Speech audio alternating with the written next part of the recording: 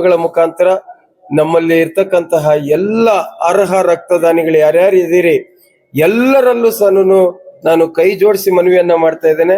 ಇದೇ 23ನೇ ತಾರೀಕು ಜುಲೈ 2026ನೇ ಇಸ್ವಿ ಗುರುವಾರ ಬೆಳಿಗ್ಗೆ 8 ಗಂಟೆಯಿಂದ ಸಂಜೆ 8 ಗಂಟೆವರೆಗೂ ಸಹ ರಕ್ತದಾನ ಶಿಬಿರ ನಡೀತದೆ. ನಮ್ಮ CVV ಕ್ಯಾಂಪಸ್ನ ಒಳಾಂಗಣ ಕ್ರೀಡಾಂಗಣದಲ್ಲಿ ದಾನಿಗಳ ಬರುವಿಕೆಗಾಗಿ ನಾವೆಲ್ಲ ಸಿದ್ಧತೆಗಳನ್ನ ಮಾಡಿದ್ದೇವೆ.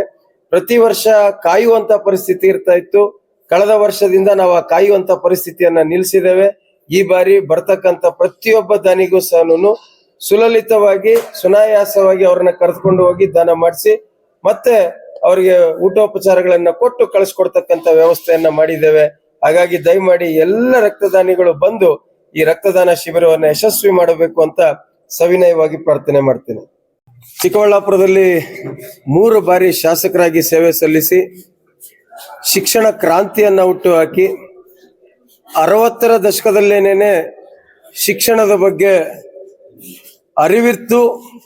ಶಿಕ್ಷಣ ಒಂದೇನೇನೆ ಈ ಭಾಗದಲ್ಲಿ ಬದಲಾವಣೆ ತರಲಿಕ್ಕೆ ಸಾಧ್ಯ ಆಗ್ತದೆ ಅಂತಕ್ಕಂತಹ ದೂರದೃಷ್ಟಿ ಉಳ್ಳಂತಹ ನಾಯಕರು.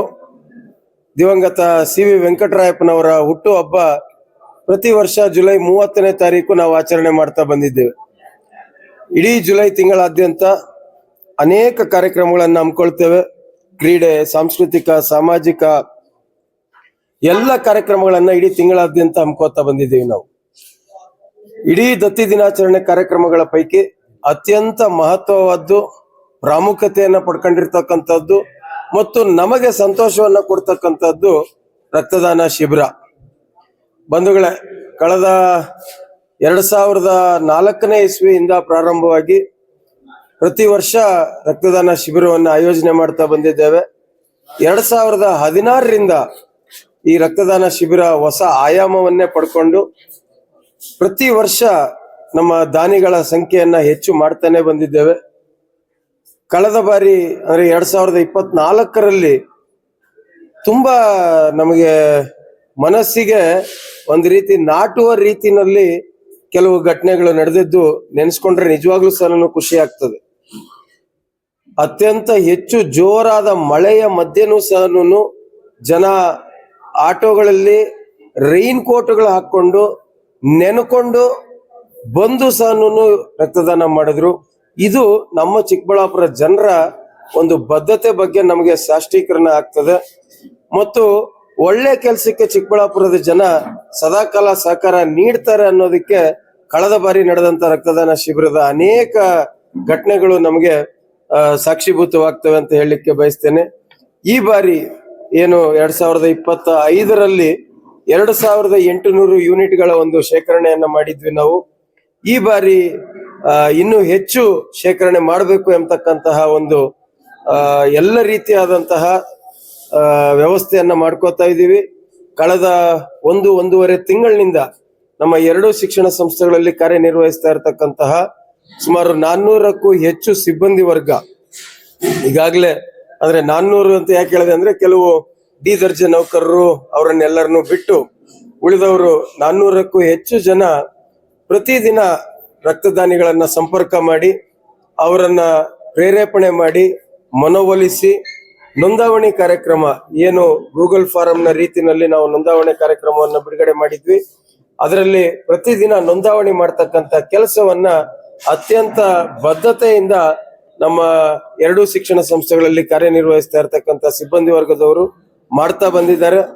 ನಾನು ಹಲವಾರು ವರ್ಷಗಳಿಂದ ನಮ್ಮ ನೋಂದಾವಣಿ ಎಷ್ಟು ಆಗಿದೆ, ಎಷ್ಟು ಜನ ಬಂದಿದ್ದಾರೆ, ಈ ಬಾರಿ ನಾವು ಎಷ್ಟು ಮಾಡ್ತೀವಿ ಅಂತಕ್ಕಂಥದ್ದನ್ನೆಲ್ಲವನ್ನೂ ಸಹ ಮಾಧ್ಯಮದ ಮುಂದೆ ಹೇಳ್ತಾ ಇದ್ದೆ. ಆದ್ರೆ ಈ ಬಾರಿ ನಾವು ಯಾವುದೇ ಒಂದು ಸಂಖ್ಯೆಗಳನ್ನ ವಿವರಣೆಯನ್ನ ನೀಡಬಾರದು ಅಂತ ನಿರ್ಧಾರ ಮಾಡಿದ್ದೇವೆ. 23ನೇ ತಾರೀಕು ಸಾಯಂಕಾಲ ನಮ್ಮ ರಕ್ತದಾನಿಗಳ ಸಂಖ್ಯೆ ಆ ಸಂಖ್ಯೆ ಮಾತನಾಡಬೇಕೇ ವಿನಃ ಇದುವರೆಗೂ ಎಷ್ಟು ಜನ ನೋಂದಾವಣಿ ಆಗಿದ್ದಾರೆ, ಇದುವರೆಗೂ ಏನು ಎಷ್ಟು ಜನ ಬರ್ತೀವಿ ಅಂತ ನಮಗೆ ಆಶ್ವಾಸನೆ ಕೊಟ್ಟಿದ್ದಾರೆ. ಸೊ ಇದರ ಬಗ್ಗೆ ನಾನು ಮಾಧ್ಯಮಗಳ ಮುಂದೆ ಈಗ ಏನು ಹೇಳಲಿಕ್ಕೆ ಹೋಗೋದಿಲ್ಲ. ಕಳೆದ ಬಾರಿ ಮಳೆ ಮತ್ತು ನಾನಾ ಕಾರಣಗಳಿಂದ ಎಲ್ಲೋ ಒಂದು ಕಡೆ ನಾವು ಅನ್ಕೊಂಡಂತ ಗುರಿಯನ್ನ ಮುಟ್ಲಿಕ್ಕೆ ಸಾಧ್ಯ ಆಗ್ಲಿಲ್ಲ. ಆದ್ರೆ ಈ ಬಾರಿ ನನಗೆ ಖಂಡಿತವಾಗ್ಲೂ ವಿಶ್ವಾಸ ಇದೆ, ನಮ್ಮ ಚಿಕ್ಕಬಳ್ಳಾಪುರದ ಜನತೆ ಏನಿದೆ ಈ ಒಂದು ರಕ್ತದಾನ ಶಿಬಿರಕ್ಕೆ ಸಂಪೂರ್ಣ ಸಹಕಾರ ಕೊಡುತ್ತಾರೆ ಅಂತಕ್ಕಂಥದ್ದು. ಆ 2800 ಕಲೆಕ್ಟ್ ಆದಾಗ್ಲೂ ಸಹ ನಮಗೆ ಸಂತೋಷ ತರ್ತಕ್ಕಂಥ ವಿಚಾರ ಏನು ಅಂತಂದ್ರೆ ರಕ್ತದಾನ ನಮ್ಮ ರೆಡ್ ಕ್ರಾಸ್ ಸಂಸ್ಥೆಯವರು ಈ ಬಾರಿ ಪೂರ್ವಭಾವಿ ಸಭೆಗೆ ಬಂದಾಗ ಅವರು ನಮಗೆ ತಿಳಿಸಿದ್ದು, ಕಳೆದ ಬಾರಿ ನಾವು ಮಾಡಿದಂತ ರಕ್ತದಾನ ಶಿಬಿರದಿಂದ 4 ಜಿಲ್ಲೆಗಳಲ್ಲಿ 1 ತಿಂಗಳಿಗೆ ಬೇಕಾಗುವಷ್ಟು ರಕ್ತವನ್ನ ಈ ಒಂದು ರಕ್ತದಾನ ಶಿಬಿರದಲ್ಲಿ ಸಂಗ್ರಹ ಆಯಿತು ಅಂತ ಅವ್ರು ತಿಳಿಸಿದಾಗ ಎಲ್ಲೋ ಒಂದ್ ಕಡೆ ತುಂಬಾ ಖುಷಿ ಆಯ್ತು ಮತ್ತು ನಮಗೆ ಸಾರ್ಥಕತೆ ಅನ್ನೋದು ನಮಗೆ ಕಾಣಿಸ್ತು. ಅದು ಸಂಖ್ಯೆಯಲ್ಲಿ ಒಂದ್ ಸ್ವಲ್ಪ ಕಮ್ಮಿ ಬಂದು ನಮಗೆ ತೃಪ್ತಿಯನ್ನು ಕೊಡದೇ ಇರಬಹುದು, ಆದ್ರೆ ಈ ತರ ವಿಚಾರಗಳು ಕೇಳಿದಾಗ ಎಸ್ಪೆಷಲಿ ನಮ್ಮ ಮುದ್ದೇನಹಳ್ಳಿ ಸಂಸ್ಥೆಯವರು ಸರ್ ನಮಗೆ 1 ತಿಂಗಳ ಕಾಲ ನಿಮ್ಮಲ್ಲಿ ರಕ್ತ ಸಂಗ್ರಹ ಆಗಿತ್ತು ನಮಗೆ ಅಂತ ಅವ್ರು ತಿಳಿಸಿದಾಗ, ಇವತ್ತು ಸುರಕ್ಷಾ ಎಂಬತಕ್ಕಂತ ಆಸ್ಪತ್ರೆ, ಲಯನ್ಸ್ ಸಂಸ್ಥೆ, ಆಮೇಲೆ ರಾಷ್ಟ್ರೋತ್ಥಾನ ಪರಿಷತ್ತು, ಈ ರೀತಿಯಾದಂತಹ ಬೆಂಗಳೂರಿನಲ್ಲಿ ಒಂದು ರಕ್ತ ನಿಧಿ ಇದೆ. ಅವರು ಕೇವಲ ಈ ಶಿಶುಗಳಿಗೆ ಅಂದ್ರೆ ನವಜಾತ ಶಿಶುಗಳಿಗೆ ಒಂದು ವಿಶೇಷವಾದಂತ ಕಾಯಿಲೆ, ಅದು ಹೆಸರು ನನ್ ನೆನಪಿಗೆ ಬರ್ತಾ ಇಲ್ಲ, ಆ ಕಾಯಿಲೆಯಿಂದ ಬಾಧಿತರಾಗ್ತಕ್ಕಂತಹ ಶಿಶುಗಳಿಗೆ ಉಚಿತವಾಗಿ ರಕ್ತವನ್ನು ಕೊಡ್ತಕ್ಕಂತಹ ರಕ್ತ ನಿಧಿ ಅದು.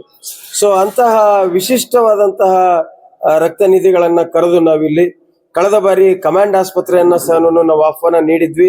ಆದ್ರೆ ಈ ಬಾರಿ ಸಹ ಅವರಿಗೆ ಮತ್ತೊಮ್ಮೆ ನಾವು ಆಹ್ವಾನವನ್ನ ನೀಡ್ತಾ ಇದ್ದೇವೆ. ಇಲ್ಲಿ ನಡೀತಕ್ಕಂತ ರಕ್ತದಾನ ಶಿಬಿರ ಒಳ್ಳೆಯ ರೀತಿಯಲ್ಲಿ ಸದ್ಬಳಕೆ ಆಗ್ಬೇಕು. ರಕ್ತದಾನಿಗಳು ಕೊಟ್ಟಿರ್ತಕ್ಕಂತಹದ್ದು ಏನಿದೆ ಅದು ಪ್ರತಿಯೊಬ್ಬ ಬಡ ರೋಗಿಗಳಿಗೆ ಉಚಿತವಾಗಿ ಸಿಗಲಿಕ್ಕೆ ಅವಕಾಶ ಆಗಬೇಕು ಅನ್ನೋ ರೀತಿನಲ್ಲಿ ಎಲ್ಲ ಸಿದ್ಧತೆಗಳನ್ನ ಮಾಡ್ಕೊಂಡಿದೀವಿ. ಈ ಬಾರಿ ಏನು ಗುರಿ ಇಟ್ಕೊಂಡಿದೀವಿ ಇದೆಲ್ಲವನ್ನೂ ಸಹ 23ನೇ ತಾರೀಕು